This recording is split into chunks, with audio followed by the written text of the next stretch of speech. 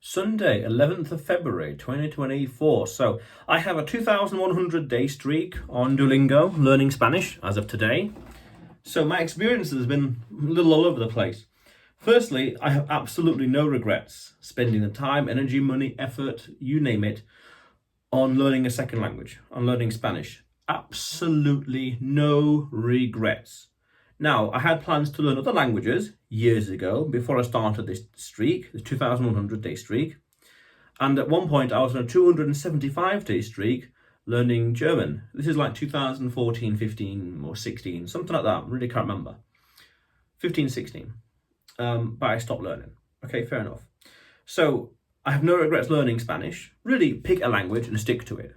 Pick one that you're going to have a real justification for learning and using in life, in business, everywhere, and stick to it. Just focus, focus.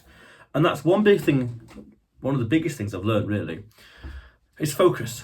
Focus and clarity. Clarity, knowing what you want and don't want in life, that's fundamental to everything. And focus, mainly follow one course until success. FOCUS, follow one course or direction, one purpose, one track, one path, until success. Very good. Pick one language and stick to it. Very important. By all means, learn as many as you want. Yeah, by all means. You're intelligent, you're an adult, you know what to do. But I say focus on one. No problems. Pick one that's going to be useful for your life, business, everything else. And I also find that communicating is a lot easier in Spain. Makes sense, of course. Able to express myself and articulate myself in Spanish when talking with Spanish people. Of course, self-evident. But, however, the way they act, native Spanish speakers, not just in Spain or in Mexico or elsewhere, not just how they act, but how they treat you is much better. Because a few months ago, back in December 2023, I was in Poland for 2 weeks, and it was hard to articulate myself, hard to get my idea across. I knew extremely few Polish words. And what's even more interesting is that the way they reacted to me when not knowing Polish was a bit not as friendly and approachable as it was like when I was in Spain in May, Barcelona 2023, but also when I was in Gran Canaria, Canary Islands in October 23. Much more relatable, much more welcoming. Okay, maybe it's a cultural thing, maybe it's a climate thing, maybe, anything. But the point still stands. The two things that were fundamentally different, apart from the country, was I didn't know the language. But also what's interesting is that when you can tell you've got a good language skills when the native speakers compliment you on how good it is. Every now and then, I get complimented saying you've got good Spanish. Thank you very much. That shows to me I'm on the right track. What I'm doing, because I'm not just doing Duolingo, doing other things as well. Like here, I got a book in Spanish on the Canary Islands that I was reading, but I'll come back to that shortly. The people compliment me on how good my Spanish is every now and then. Very good, very important, which is nice. And what's also interesting, I was in the Gran Canaria and I was in a bookshop because I like to always get books in Spanish, like the one here, to read in my own time and improve my language. Just looking for patterns, improving reading and understanding and grammar. And I heard someone say in Spanish, like, what's the value of this book? Que vale este libro? But interesting, he used vale, means value, as opposed to how much, quanto cuesta, which is interesting. And I asked, actually ChatGPT of all things, like, why would the person have used this language or used that word as opposed to how much, quanto cuesta? And ChatGPT gave me loads of ideas and different, reasons and excuses. Okay, fine. But it was just interesting how, I, as a native English speaker, would have said, how much is this book? That person said a complete different structure, which is weird. I understood it perfectly, but it's interesting psychology, which leads me on to the fact that, interesting phenomena, that the languages you have and speak, you tend to embody somehow the stereotype or stereotypical personality of the native speakers. So I've noticed that when I'm speaking Spanish, I'm joking a lot more, saying all sorts of silly things a lot more than in English. Very interesting. And my jokes are well received. Very interesting. Now, there could be different excuses. Could be down to my appearance or the fact that it's a foreigner speaking the language, so it's more fun, adorable, more unique, more exciting than a native. So there's some plausible deniability, other things, other excuses, but that's my experience. Worth pondering about. And so books as well, because you see, I'm not just using Duolingo to learn the language, I'm using books. So when I go to different cities in Spain, I always try to get books to read and understand, the culture and history by all means, yes, but in general, improving language and improving grammar. When I was in Barcelona, I got some on the Spanish Civil War, one or two books on that. La Muerte de Guernica, which is right here actually. When I was in La Linea in Gibraltar, I got The Hobbit, El Hobbit in Spanish. That was fun reading. When I was in the Gran Canaria, Canary Islands, I got this interesting book, among a few others, like 1984 by George Orwell. And this one, which I thought was a novel, but it's actually a history of the relations between the Canary Islands and England in the Tudor period, or Tudor dynasty, 400 years ago. Fair enough. Now, I thought it was a novel, but interestingly, looking through it, I didn't see any dialogue. That's weird, but okay, looks exciting. Adventure, I'll take it. And then I realised, history book. Not a problem, still really like it, but always learning. Because I have a principle, and this is a little principle that I devised years ago, and I apply this to my clients as well when teaching English. Every day, always try to learn one new word. One new word or one new grammar rule. Ideally both, and the more the merrier, of course. But every day, just make progress in one way. Drop by drop, I say. Gota a gota, paso a paso, step by step. To clients and students. Always improving in some way.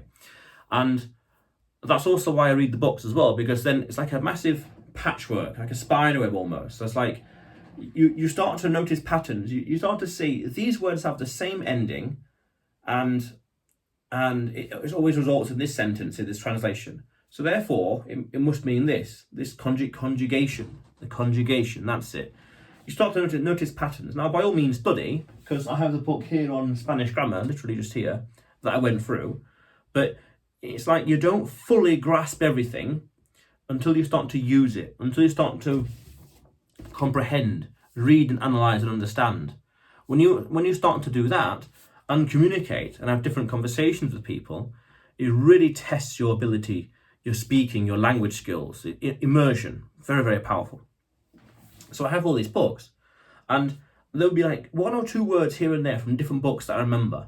Like in the Hobbit one, like lo hice, I did it. I'm like, interesting, lo hice, like lo, okay. So then I'll study and look up lo. What does that mean? I'll talk to ChatGPT. I'll study it. I'll talk and ask other people. Like, what does that mean? Oh, it's a noun form of lo importante, the important thing, as opposed to a direct translation, la cosa importante. La cosa importante, lo importante. Interesting. Okay. So it's like a patchwork, just like a big part, like a jigsaw puzzle. You understand it, and the more pieces you bring together up to the table, to the big picture, the clearer the overall picture becomes, like a jigsaw puzzle, but then also the better your language skills are. So it's a question of just practice.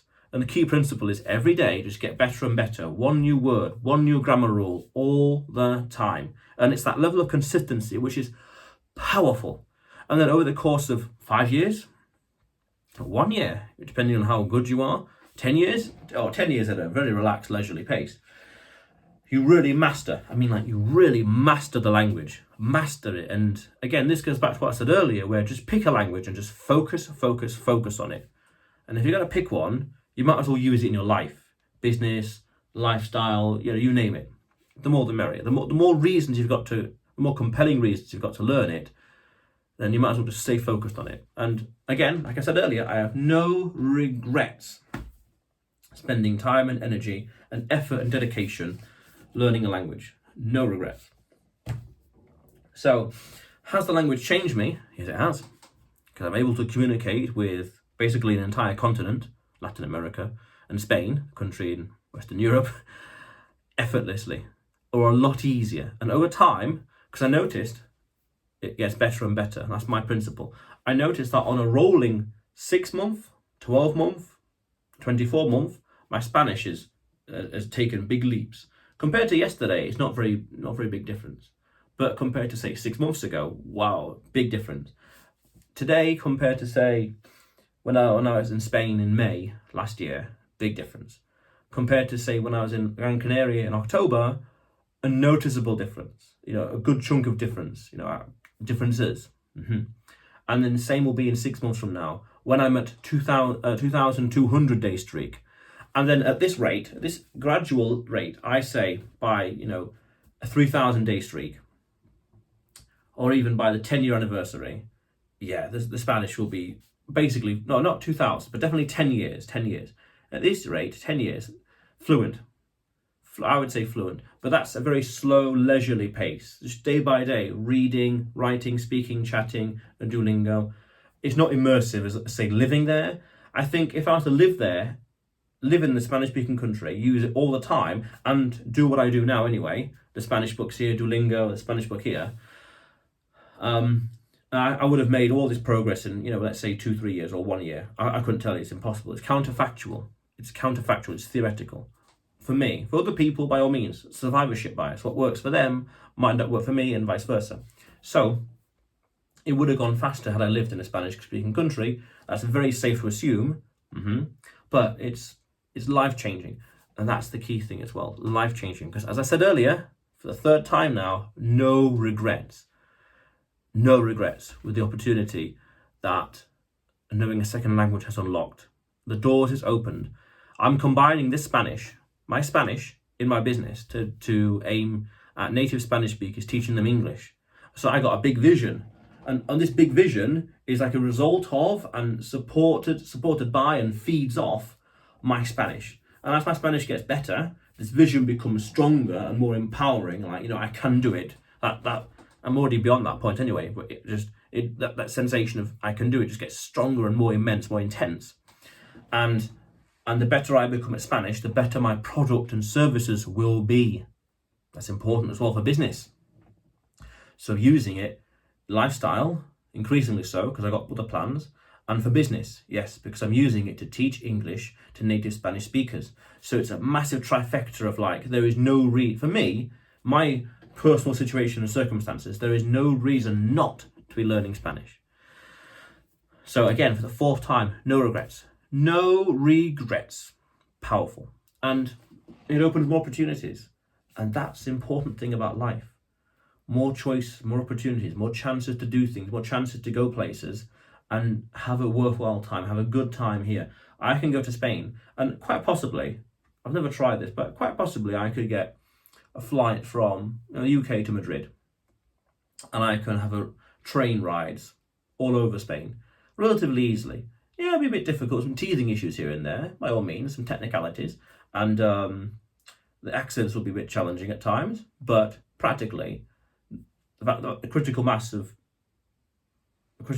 things necessary, or the critical mass of enough Spanish to be able to do that effortlessly is already achieved. So it's very possible, and it just changes you. Having a second language changes you. It's powerful, absolutely powerful.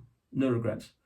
And I got into Spanish basically by accident in May 2018, but that's a story for another time. In fact, I did a video about that 30, 40, 60 days ago, on this vlog. So, But otherwise, you will see me tomorrow.